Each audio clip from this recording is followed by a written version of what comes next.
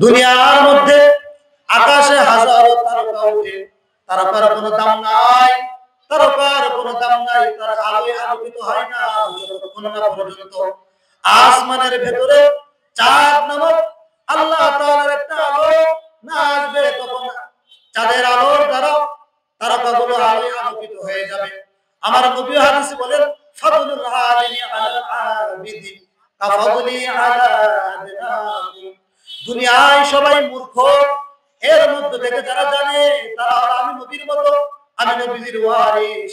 তারা যেমন আসমানের ভেতরে একটা চাঁদ উঠে হাজার তারকাকে আলো দিতে থাকে, একজন জ্ঞানী, একজন আলেম গোটা সমাজের মানুষদেরকে, গোটা সমাজের মানুষদেরকে, গোটা আলেম সমাজকে, গোটা সাধারণ মানুষদেরকে দ্বীনের জ্ঞান দিয়ে তাদেরকে আলোকিত করার জন্য যথেষ্ট হয়ে যাবে। এর নবীর উম্মতের দল কোরআন হাদিসের জ্ঞান, দ্বীনের ফাকাহাত যারা অর্জন করবে তাদেরকে বলা হবে আলেম। আমার আল্লাহ তাআলা কোরআনের মধ্যে বলেন, ইন্নামা ইয়াখশাল্লাহ মিন ইবাদিহিল উলামা। আলেমরা একমাত্র আমি আল্লাহ তাআলাকে ভয় করে, আমি আল্লাহ তাআলাকে সবথেকে বেশি ভয় করে উলামায়ে কেরাম। যারা আলেম ইয়াখশা, যাদের অন্তরে আমি আল্লাহ তাআলার ভয় আছে, তারাই একমাত্র আলেম। বলে আলেম শুধুমাত্র জানার নাম আলেম নয়। এরে মুসলমান, নবীর উম্মত আবুল ফজল ফাইজি, কাজী নজরুল রবি ঠাকুর, তারাও তো অনেক কিছু জানতো, তাদেরকে আলেম বলা হবে না।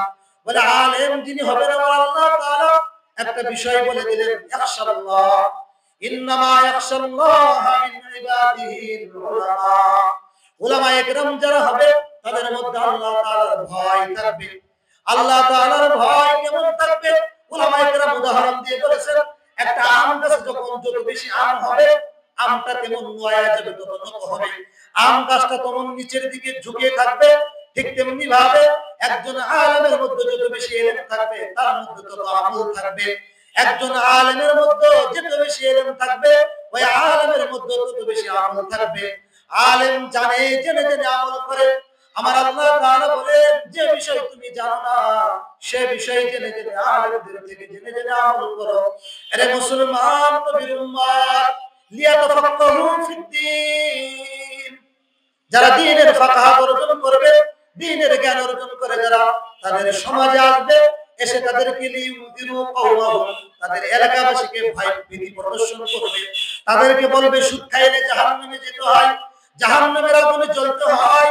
এলাকার বাসীকে ভয় দিবে, নামাজ ছেড়ে দিলে জাহান্নামের আগুনে জ্বলতে হয়। এরে মুসলমান, বেপরদায় চললে জাহান্নামের আগুনে জ্বলতে হয়। এরকম আলেম তাদের সমাজে এসে তাদেরকে ভয় দিবে। আলেম জাহান্নামের ভয় দিবে, জান্নাতের আশা দিবে। বলে দুনিয়ার সামান্য কষ্টকে গ্রহণ করে নাও, আখিরাতের চিরস্থায়ী শান্তি যদি পেতে চাও, আখিরাতের জান্নাতের মধ্যে যদি চিরস্থায়ী শান্তি পেতে চাও, দুনিয়ার 50-60 বছরের অশান্তি সাদরে গ্রহণ করে নাও। আখিরাতে অনাদি অনন্তকাল শান্তির ঠিকানা তোমার আমার জন্য রয়েছে। এরকম জাহান্নামের ভয়, জান্নাতের আশা উলামায়ে কেরাম দিবে।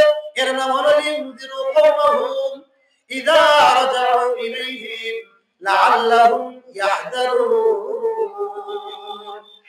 মুসলমান, নবীর উম্মত, এই ভয় যখন দিবে, ভয় দেওয়ার পরে আমাদের কাজ হবে ভয় করা, ভয় করে করে ওই কাজ থেকে ফিরে আসা। আলেমরা আপনাদেরকে বলবে, সাধারণ মানুষকে বলবে, আমাদের এটা মানতে হবে, কারণ আলেমরা আমাদের সবথেকে উত্তম বন্ধু। আলেমরা দুনিয়ার দিকে ডাকে না, বলেন আসো ব্যবসা করি, আসো দুনিয়ায় কোটিপতি হয় না। আলেমরা বলে আসো জান্নাতের দিকে আসো, আসো শান্তির দিকে আসো, কোরআনের দিকে এসো, ইসলামের দিকে এসো। অর্থাৎ আলেমরা জান্নাতের দিকে ডাকে, আখিরাতের দিকে ডাকে। এজন্য আলেমের ডাকে যে কথা বলবে সে কথা আমাদেরকে গ্রহণ করে নিতে হবে। লাআল্লাহুম ইয়াহজারুন, বলে যখন তাদেরকে বলা হবে তারা সাথে সাথে সেগুলো ভয় গ্রহণ করবে। গ্রহণ করার নাম হলো আলেমের কথা মান্য করা। আর যদি আলেমের কথা শুনেও না শোনার ভান করে বৃদ্ধাঙ্গুলি প্রদর্শন করি, কথাগুলো মান্য না করি, অমান্য করে চলি, তাহলে কি হবে? বলে আলেমের লাআল্লাহুম ইয়াহজারুন হবে না। আলেমের কথা শুনে শুনে আমল করতে হবে। আলেমের কথা, বলে আলেমদের কথা, আলেমরা তোমাদেরকে বলবে আলেমরা তো দামি হলো কেন? বলে আলেম হওয়ার আগে সে মাদ্রাসায় এসেছে, আলেম হওয়ার আগে দ্বীনের পথে এসেছে, একে বলা হয় মাদ্রাসা শিক্ষা। আমার নবীজিও মাদ্রাসায় পড়িয়েছেন। কেমন ভাবে পড়িয়েছেন? বলে আমার নবীজি যখন দ্বীনের জ্ঞান অর্থাৎ 40 বছর বয়সে নবীজির কাছে নবুয়াতে আসলো, তখন নবীজি দাওয়াত দেওয়া শুরু করলেন। দাওয়াত দিতে দিতে কয়েকজন সাহাবায়ে কেরাম যখন দ্বীন গ্রহণ করলেন, এরপরে নবীজি সবাইকে নিয়ে তালিম দিতেন, অর্থাৎ শিক্ষা দিতেন, টিচিং। তাদেরকে দ্বীন শিক্ষা দিতেন, কিভাবে নামাজ পড়তে হয়, কিভাবে পর্দা করতে হয়, কিভাবে দ্বীন মানতে হয়, এগুলো তখন শিক্ষা দিতেন। যে জায়গায় শিক্ষা দিতেন এক সাহাবীর ঘরে, ওই জায়গার নাম ছিল দারুল আরকাম। ওই জায়গায় বসে বসে আমার নবীজি সাহাবায়ে কেরামদেরকে দ্বীন শিখাতেন, তাদেরকে দ্বীন শিখাতেন, দ্বীনের জ্ঞান তাদেরকে দিতেন। ওই জায়গার নাম, ওটাকে বলা হয় মাদ্রাসা, খন্ড মাদ্রাসা। প্রথম নবীজির মাদ্রাসা হয় মক্কাতে। এরপরে নবীজি সাহাবায়ে কেরামদেরকে নিয়ে যখন মদিনায় গেলেন, মদিনায় যাওয়ার পরে নবীজি যে মাদ্রাসা করলেন, ওই মাদ্রাসার নাম হইল আসহাবুস সুফা। অর্থাৎ নবীজির সাথীবর্গদেরকে নিয়ে পাহাড়ের চূড়ায় একটি জায়গায় তালিম হইতো। নবীজি দ্বিতীয় মাদ্রাসা প্রতিষ্ঠা করলেন, দ্বিতীয় মাদ্রাসা তালিমের কাজ করলেন মদিনায় গিয়ে, নাম হইল আসহাবুস সুফা, দ্বীনের জ্ঞান অর্জন করা। আমি যে হাদিস তেলাওয়াত করেছি, এই হাদিসে ভাবার্থ যে কোরআন ও হাদিস এটা শিক্ষা, পঠন পাঠনের মাধ্যমে পৃথিবীতে দ্বীন টিকে থাকবে। কোরআন ও হাদিসের জ্ঞান পৃথিবীতে ততক্ষণ মজুদ থাকবে যতক্ষণ তালিমের কাজ চলবে, মাদ্রাসার দরস তাদরিসের কাজ চলবে। নবীজি সাহাবায়ে কেরামকে দিতেন, ক্রমান্বয়ে সাহাবায়ে কেরাম প্রজন্মকে দিতেন, তাদের প্রজন্মকে দিতে দিতে দারুল উলুম দেওবন্দ আল ইসলামিয়া জামিয়া, দারুল উলুম দেওবন্দ ভারতের উত্তরপ্রদেশ সাহারানপুর জেলার অন্তর্গত দেওবন্দ নামক থানা গ্রামে অবস্থিত দারুল উলুম দেওবন্দ 1866 সনে এই মাদ্রাসা প্রতিষ্ঠিত হয়। হুজ্জাতুল ইসলাম কাসিম নানবী রাহমাতুল্লাহি আলাইহি নবীজির ইশারায় স্বপ্নের মধ্যে এই মাদ্রাসা প্রতিষ্ঠা করেন। স্বপ্নের মধ্যে মাদ্রাসা প্রতিষ্ঠা করেন 6 মানুষের ভিত্তিতে। কাসিম নানবী, ইয়াকুব নানবী, হাফেজ হাজী আবেদ হুসাইন, ফজলুর রহমান এবং রফিউদ্দিন, এই 6 মানুষের ভিত্তিতে দারুল উলুম দেওবন্দ প্রতিষ্ঠিত হয়। এরপর থেকে সেখান থেকে দ্বীনের আলো ছড়াইতে আজকে আমাদের বাংলাদেশে প্রায় 70,000-এর মতো মাদ্রাসা আছে।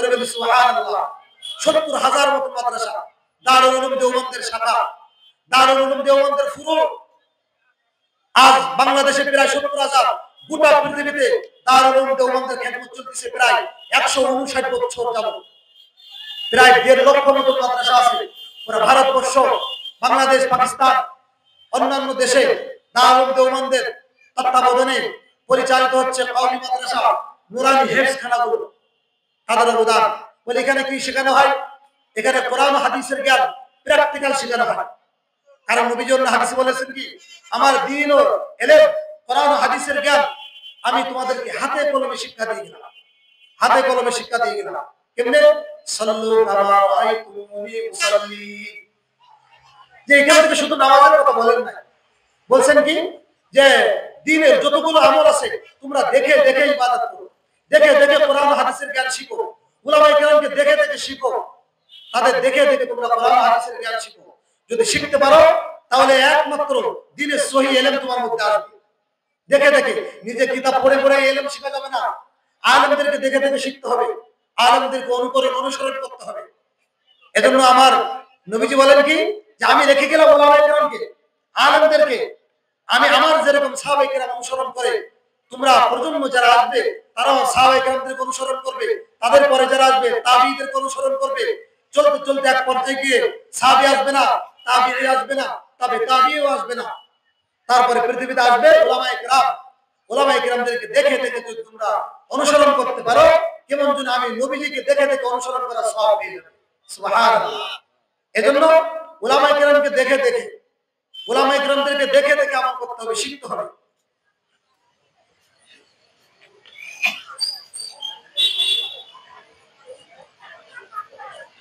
কোরআন হাদিসের জ্ঞান যেমনি ভাবে আমার নবীজি বলেন যে কোরআন হাদিসের জ্ঞান মানুষের মধ্যে যখন আসে, মানুষ কি হয়? দামি হয়ে যায়। কেমন দামি? আমার নবীজি হাদিসে বলেন ওমরে ফারুক রাদিয়াল্লাহু তাআলার কোনো দাম ছিল না, নবীজি নবুয়াতের ৭ম বছর অথবা ৬ষ্ঠ বছর নবীজি তালিম দিচ্ছিলেন সাহাবায়ে কেরামদেরকে নিয়ে।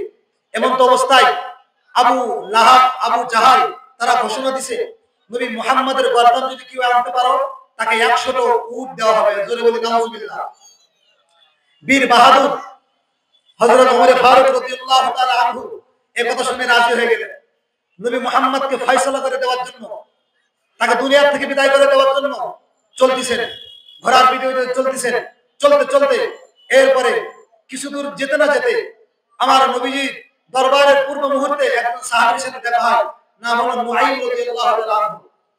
নুআইম রাদিয়াল্লাহু তাআলা আনহু দেখা হলে জিজ্ঞাসা করে, ভাই ওমর কোথায় যাচ্ছ? ওমর বলতেছে, আজকে নবী মুহাম্মদকে একটা ফয়সালা করে দিয়ে আসবো। কি ফয়সালা? বলে, নবী মুহাম্মদ আমাদের মূর্তির বিরুদ্ধে কথা বলে, বাপ দাদার ধর্মের বিরুদ্ধে কথা বলে, দীর্ঘদিন যে কাজ করে আসতেছিলাম সেই গোরামি কাজের, বিদআত কাজের, শরিয়ত বিরোধী কাজের বিরোধিতা করে। এটা মানতে পারি না, এটা মানতে পারি না। এজন্য নবী মুহাম্মদকে ফয়সালা করে দিতে চাই। বলে, নবী মুহাম্মদকে ফয়সালা করে দেওয়ার আগে তোমার ঘরের সমাধান করো, তোমার ঘরের মধ্যে গিয়ে দেখো কি হচ্ছে। তখন ওমর রাদিয়াল্লাহু তাআলা পিছে দৌড়াইলেন। দৌড়াইতে দৌড়াইতে গিয়ে বাসায় গিয়ে দেখলেন দূর থেকে, ঘরের থেকে একটা আওয়াজ পাওয়া যায়। কিসের যেন আওয়াজ। ওমর রাদিয়াল্লাহু তাআলা তার বোনের দরজায় নক করার পরে বোনকে বললেন, কি তেলাওয়াত করতেছিলে, কি পড়তেছিলে, কিসের আওয়াজ পাইলা? তখন তার বোনের নাম ছিল ফাতেমা। সে কোরআন শরীফের ওরাকগুলো, পৃষ্ঠাগুলো, পাতাগুলো লুকায়া ফেলছে, দেখতে দিল না।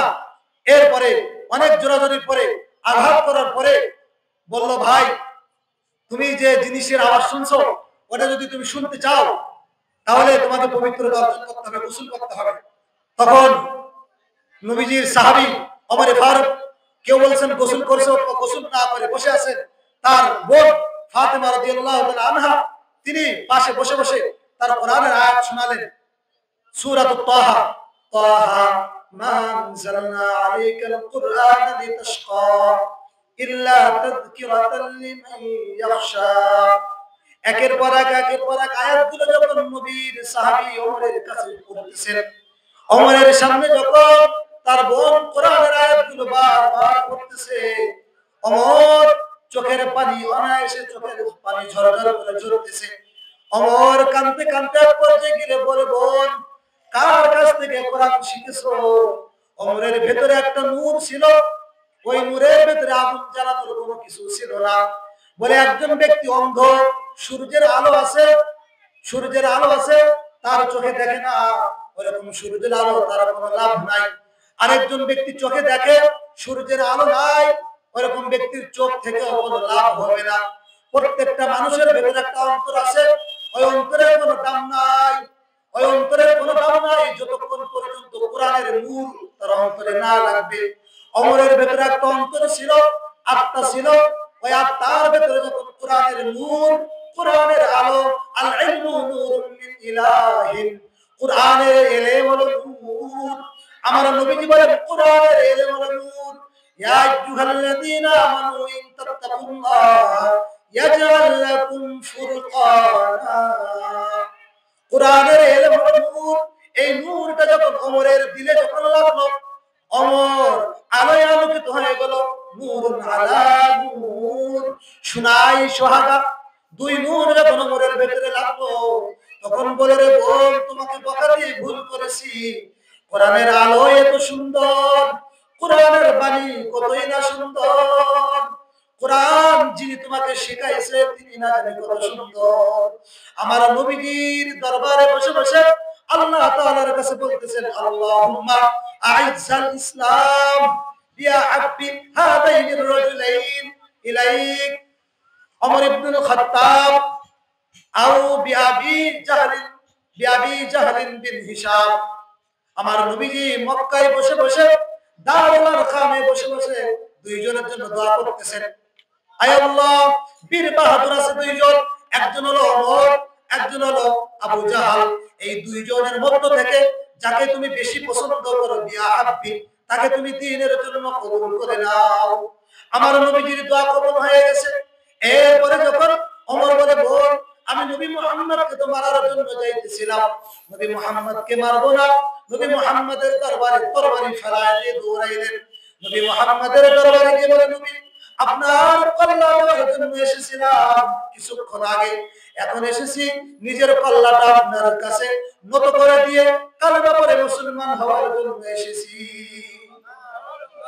কোরআনের আলো যখন নবী, কোরআনের জ্ঞান যখন ওমরের দিলে লাগলো, ওমরের মধ্যে পরিবর্তন হলো। কোরআনের জ্ঞান যে জায়গায় লাগবে, যেখানে মানুষের মধ্যে লাগবে, সেই সমাজ আলো আলোকিত হয়ে যাবে। বলে সাধারণ কাঠের কোনো দাম নাই, ওর সাথে যখন কোরআন শরীফ লাগে তখন নাম হয়ে যায় রেহাল, ওর সম্মান বেড়ে যায়, পাও লাগলে সালাম করি। কাপড়ের কোনো দাম নাই, সাধারণ কাপড় যখন কোরআনের সাথে লেগে যায় তখন কাপড়ের নাম হয় গিলাফ, দামটা বেড়ে যায়।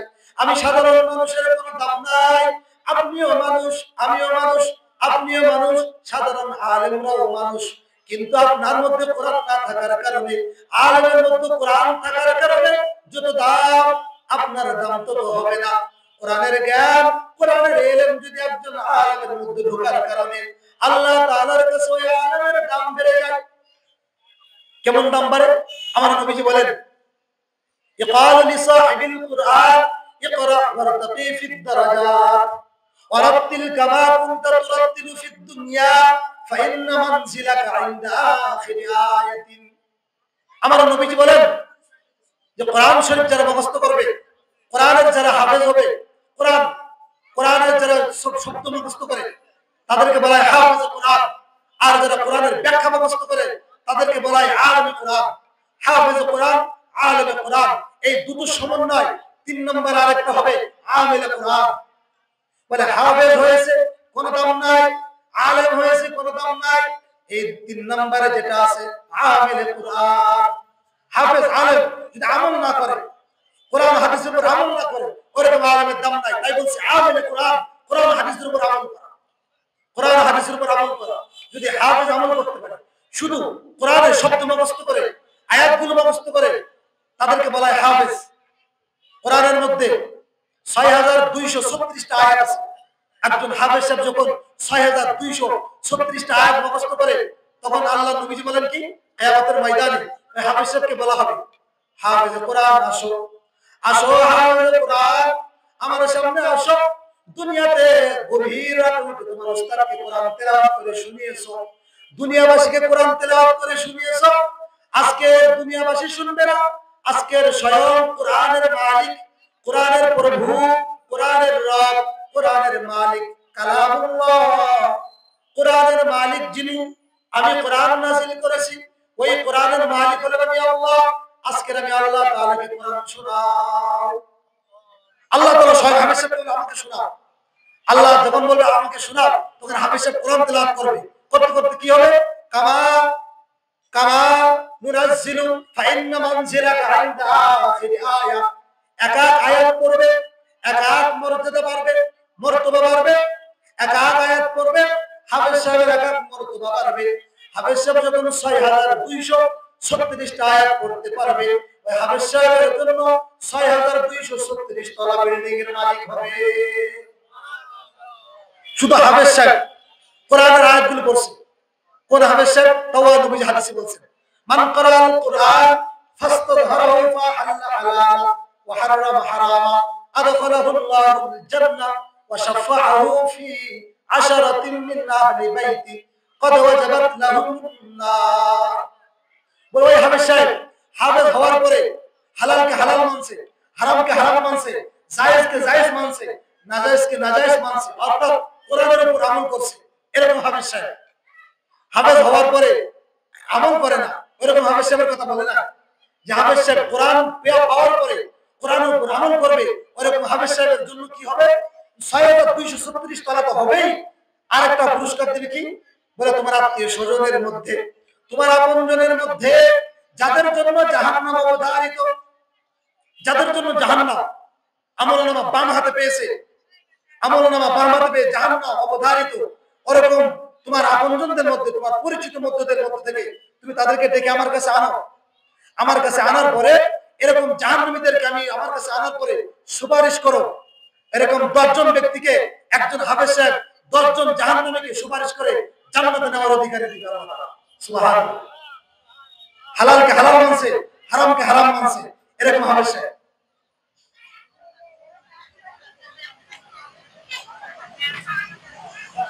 এবার আসেন হামেশার পিতামাতার কি সম্মান দিবে? আমার নবীজি বলেন, দুনিয়াতে যখন সূর্যের আলো ওঠে, ছোট ছোট আলোগুলো নিভে যায়, আলোর কোনো প্রয়োজন হয় না, অকেজ হয়ে যায়। কিয়ামতের ময়দানে লক্ষ লক্ষ মানুষ যখন থাকবে, ওই লক্ষ লক্ষ মানুষের ভেতরে যারা হাফেজ সাহেবের পিতামাতা হবে, তাদের মাথার উপরে এমন একটা নূরের তাজ পরিধান করানো হবে, দুনিয়ার সূর্যের আলো থেকে আরো অনেক হাজার গুণ আলোই বেশি হবে। আল্লাহ তাআলার কাছে প্রশ্ন করবে, কয়েকজনের মাথায় নূরের টুপি দেখা যায়, এরা কারা? বলে, এরা ওই সমস্ত মানুষ যারা দুনিয়ার মোহে পড়ে তারা সন্তানদেরকে দুনিয়ার পেছনে দেয় নাই। দুনিয়ায় পারত সন্তানকে ডাক্তার বানাইতে, বিশাল বড় ইঞ্জিনিয়ার বানাইতে পারত, বড় বড় শিক্ষায় শিক্ষিত করতে পারত, কিন্তু না শিখে তারা কোরআনের জ্ঞান শিখিয়েছে। ওই সমস্ত হাফেজের বাবা মাকে আমি আল্লাহ তাআলা সামান্য সম্মানিত করলাম নূরের টুপি পরিধান করে। আজকে দেখছেন যারা মসজিদ কোন মাদ্রাসা মাহফিলের কমিটিতে আছে, তাদেরকে সম্মানিত করেছে ব্যাজ দিয়ে, এখানে আসন দিয়ে। ঠিক তেমনি ভাবে কিয়ামতের ময়দানে যারা হাফেজের পিতামাতা হবে, তাদেরকে আল্লাহ তাআলা নূরের টুপি পরিধান করে তাদেরকে সম্মানিত করবে। সুবহানাল্লাহ। এবার আসেন, তাই আমরা বঞ্চিত হয়ে গেলাম, আমরা সাধারণ মানুষ বঞ্চিত হয়ে গেলাম না। আমার নবীজি সেটাও বলছেন, কুন আলিমান আও মুতাআল্লিমান আও মুস্তামিআন আও মুহিব্বান। তুমি আলেম হও, আলেম হতে পারো নাই, আলেমের ছাত্র হও। আলেমের ছাত্র হতে পারো নাই, নিজের সন্তান দিয়ে আলেমের কাছে দিয়ে ইলম শিখাও। সন্তান দিয়ে সহযোগিতা করতে পারো না, তাহলে কি হও? আলেমের শ্রোতা হও, আলেমের অনুসরণ করো। আমি আলেমের অনুসরণ করতে পারি না, তাহলে 4 নম্বর একটা করো না। আলেম 4 নম্বরটা থেকে বঞ্চিত হয় না। 4 নম্বরটা কি? বলে আলেমকে দূর থেকে হলেও আলেমকে মুহাব্বত করো, আর মুহিব্বা, আলেমকে মুহাব্বত করো। যদি আলেমকে মুহাব্বত না করতে পারো, তুমি লিখে রাখো তোমার কপালে জাহান্নাম। কারণ কিয়ামতের ময়দানে আল্লাহ উসিলা খুঁজবে, উসিলা খুঁজবে, আলেমদেরকে ডাকবে।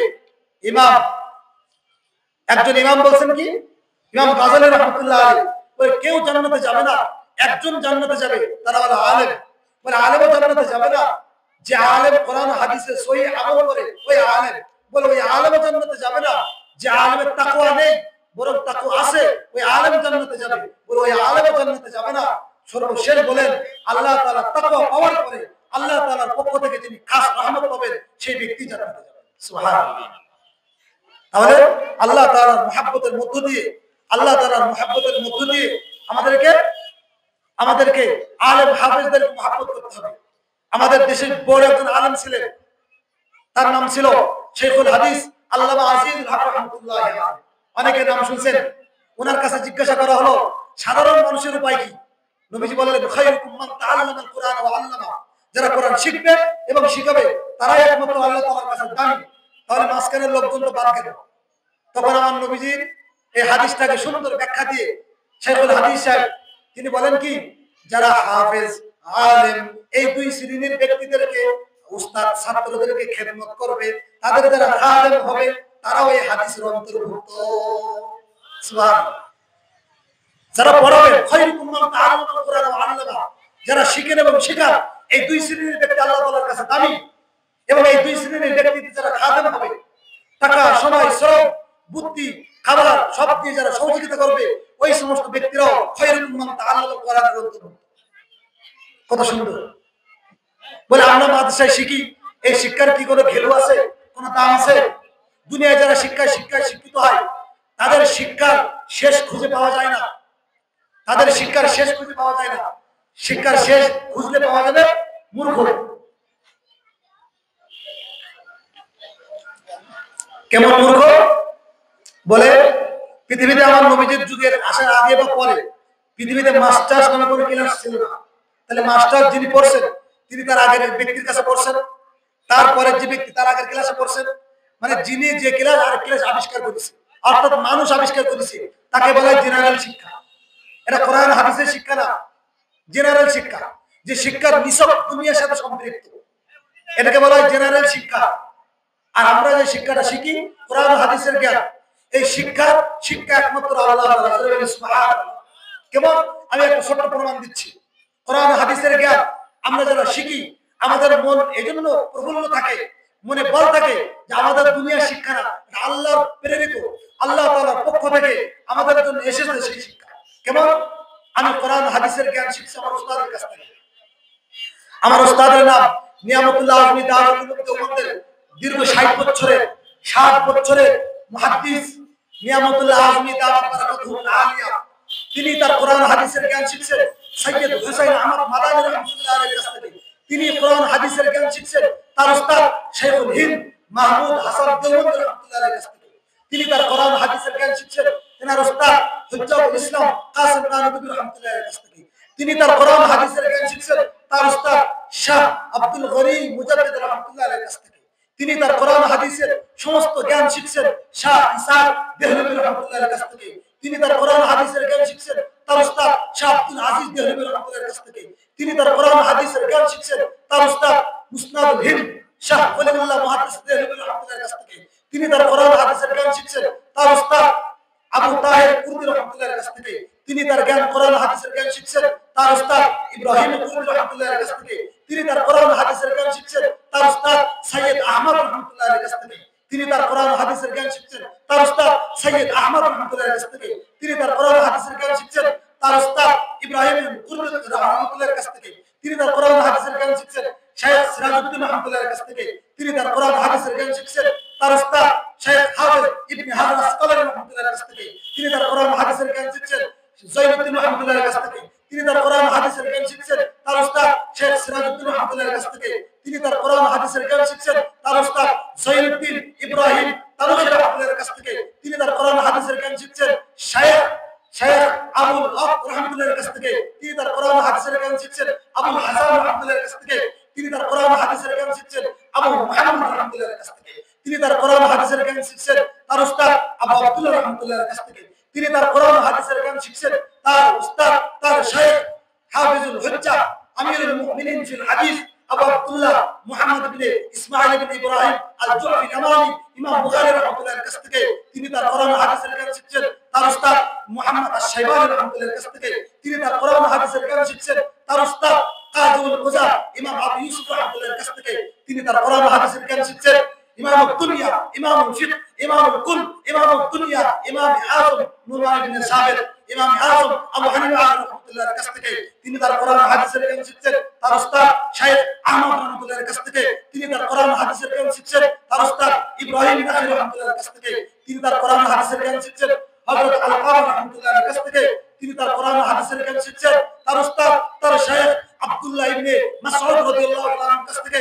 তিনি তার কোরআন হাদিসের জ্ঞান শিখছেন সাইয়্যিদুল মুরসালিন রাহমাতুল লিল আলামিন ও হুজুর পাক সাল্লাল্লাহু আলাইহি ওয়াসাল্লাম। সুবহানাল্লাহ। রাসূল আকরাম সাল্লাল্লাহু আলাইহি ওয়াসাল্লামের কাছে আমাদের পর্যন্ত দ্বীন এসেছে। এবার আমার নবীজিকে জিজ্ঞাসা করা হলো, আপনার কাছে যে দ্বীন এসেছে, দ্বীন আপনি কোথায় পেয়েছেন?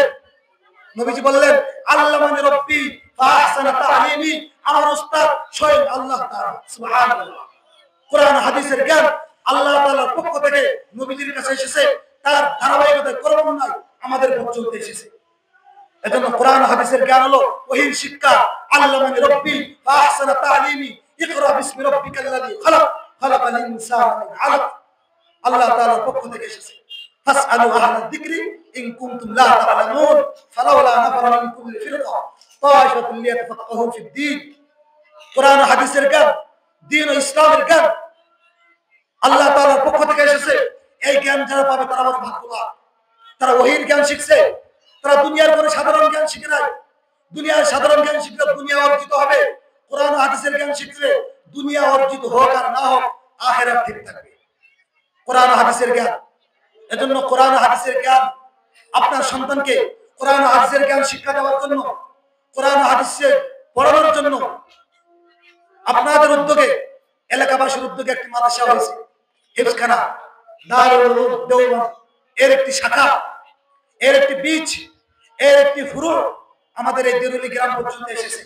না হয়েছে দেরুলি মাদানী রাহমাতুল্লাহ আলাইহি স্মৃতি হাফিজিয়া মাদ্রাসা। সবাই বলি মারহাবা। আমাদের পর্যন্ত আপনাদের উদ্যোগে আজকের এই পর্যন্ত আমাদের মাদ্রাসা আমাদের সামনে মজুদ। এখন আমাদের করণীয় হবে এই মাদ্রাসাকে বাঁচিয়ে রাখা, জাগ্রত রাখা। একটা গাছের গোড়ায় যেমন পানি না দিলে বাঁচে না, ঠিক তেমনি ভাবে একটা মাদ্রাসায় ছাত্র মাদ্রাসা উস্তাদ না থাকলে ঠিক মাদ্রাসাও বাঁচে না, মাদ্রাসাও জাগ্রত থাকবে না। এজন্য মাদ্রাসাকে জাগ্রত রাখার জন্য আপনাদের দুইটা দিক থেকে সহযোগিতা করতে হবে। পারবো তো দুইটা দিক আমরা আমল করতে ইনশাআল্লাহ? আমরা হাত উঁচু করে দেখাই দুইটা দিক। এক হলো সন্তান দিয়ে সহযোগিতা করবো, সন্তান দিয়ে সন্তান ছাত্র দিয়ে সহযোগিতা করবো। দ্বিতীয় আর্থিক সহযোগিতা করবো। যখন যা লাগে 10 মিলে করি কাজ, হারে জিতি নাহি নাচ। সবাই মিলে কাজ করব। সবার উদ্যোগে মাদ্রাসা প্রতিষ্ঠিত হয়েছে। সবাই একত্রিত হয়ে কাঁধে কাঁধ মিলে হাতে হাত রেখে মাদ্রাসাকে কিভাবে সামনের দিকে নেওয়া যায়, মাদ্রাসা থেকে কিভাবে হাফেজ আলেম বের করা যায়, এর আমাদের চিন্তা চেতনা থাকবে, আমাদের চেষ্টা থাকবে। এখান থেকে আমরা যেন প্রত্যেক বছর হাফেজ বানিয়ে বের করে দিতে পারি, তারা দেশ দুনিয়ায় দ্বীনের খেদমত করবে। এজন্য আমাদের সবাই এখন ডিসেম্বর মাস চলছে, আপনাদের সন্তান যারা ক্লাস 3, 4, 5 এই পর্যন্ত পড়ছে, আপনাদের কাছে আবদার থাকবে, আপনাদের কাছে আকুল আবদার থাকবে, আপনাদের সন্তানগুলোকে মাদ্রাসায় দিন শিক্ষা, একটা সন্তানকে, একজন সন্তানকে দ্বীনের জ্ঞান শিক্ষা, একজন সন্তানকে হাফেজ বানান। আপনার জান্নাতে যাওয়ার জন্য এই একজন সন্তানই যথেষ্ট হবে ইনশাআল্লাহ।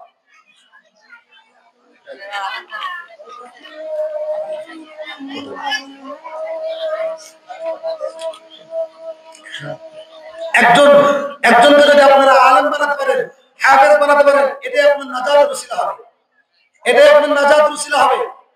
এজন্য ডিসেম্বর মাস চলতেছে, আপনারা সন্তান, আমরা ডিসেম্বর মাসে ভর্তি নিব, আপনাদের সন্তানদেরকে দিয়ে সহযোগিতা করবেন এবং আপনাদের আত্মীয় স্বজন যারা আছে তাদেরকে দিয়ে সহযোগিতা করবেন এবং ছাত্রদেরকে লজিং রাখার মাধ্যমে সহযোগিতা করবেন। পারবেন না ইনশাআল্লাহ? একজন সন্তানকে আপনার বাসায় 2 বছর 3 বছর থেকে যখন হাফেজ হবে, আপনার সন্তান যদি হাফেজ না হয়, আপনি তো বলতে পারবেন আমার বাসার ভাত খেয়ে, আমার অর্থের টাকা খেয়ে আমি একজনকে হাফেজ বানিয়ে দিয়েছি, একজন সন্তানকে। এজন্য কোন শিল্পী বলেছেন, মা গো তোমার একটি ছেলে মাদ্রাসাতে দিও, মা গো তোমার একটি ছেলে মাদ্রাসাতে দিও, এই পৃথিবীর বুকে মা গো জান্নাত কিনে নিও, এই পৃথিবীর বুকে মা গো জান্নাত কিনে নিও।